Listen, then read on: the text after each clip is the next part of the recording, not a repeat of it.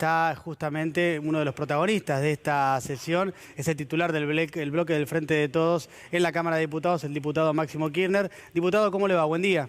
Hola, ¿cómo están? Buen día a todos los que están observando y escuchando y a todos los que están trabajando ahí en el piso. Gracias por atendernos, diputado. No, por favor. Lo que primero queremos saber es su análisis de qué fue lo que pasó, sobre todo en estos últimos momentos de la sesión. ¿Cuál es su evaluación? Nosotros pudimos observar constantemente, incluso que se empezó a expresar entre las PASO y la General cuando pensaban hacerse y quedarse con la presidencia de la Cámara de Diputados, es que les pegó muy mal haber ganado una elección de medio término y la están confundiendo con una elección ejecutiva. Esto no quiere decir que no haya que debatir, que no se los haya escuchado. A mí me cuesta entender que se esgriman esos argumentos, porque por ejemplo hubo, y ustedes lo sabrán, en los últimos 10 días, en los medios de comunicación, digamos, sociopolíticos de la oposición, en una gran campaña por la Intendenta de La Rioja, y lo que necesitaba la Intendenta de La Rioja en principio también estaba en el presupuesto, y así se fueron sumando un montón de cuestiones al presupuesto para poder obtener, digamos, la cantidad de votos necesarios. Bueno, pero después entraron en una carrera entre ellos mismos, que por ahí la sociedad no sabe, por este bloqueo informativo que hay, por este desequilibrio comunicacional que juega en favor de ellos y que los ensoberbia mucho, cuando uno sabe que le van a decir, como les pasa a ellos en todos los estudios de televisión, que le van a decir que sí, genera mucha mediocridad eso. Y sinceramente lo que observamos hoy fue una competencia entre quién se ponía más rojo a la hora de gritar, porque la sociedad, por ejemplo, no sabe que están sin jefe de interbloque, lo cual dificulta mucho la tarea legislativa.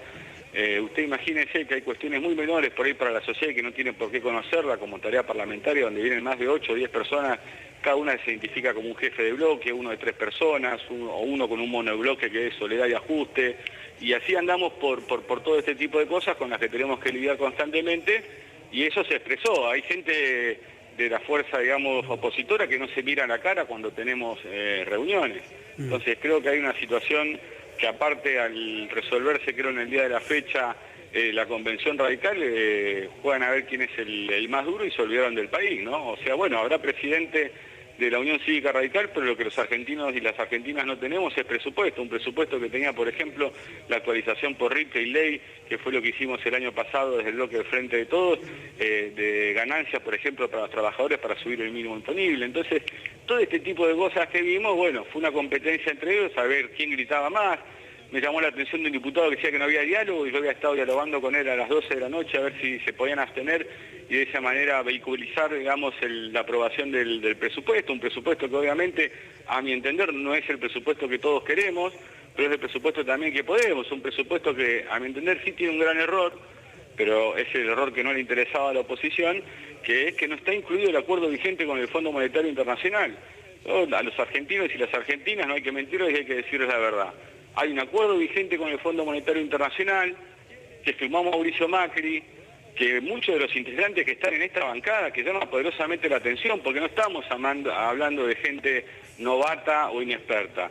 En el bloque de la oposición, por ejemplo, está Julio Cobos, quien fue vicepresidente, quien como vicepresidente desempató en la 125, pero también en el 82% vital y móvil para los jubilados, y cuando empezó el gobierno de Macri se olvidó de hacer la propuesta y se cayó y no hizo nada. Hay un ex ministro del Interior como Rogelio Frigerio que se encargó de endeudar todas las provincias argentinas en dólares, mientras la ciudad de Buenos Aires se desendeudaba en dólares y especificaba su deuda. Hay un ex presidente de esta Cámara como Emilio Monzó, que yo me acuerdo, aparte, Emilio lo sabe muy bien, lo del diálogo. Recuerda que a nosotros Cambiemos nos sacó una oficina en el principio, ya por el 2016, cuestiones menores. Pero que nosotros siempre pusimos la otra mejilla y fuimos avanzando, y con un bloque muy chiquitito construimos una gran victoria en el 2019.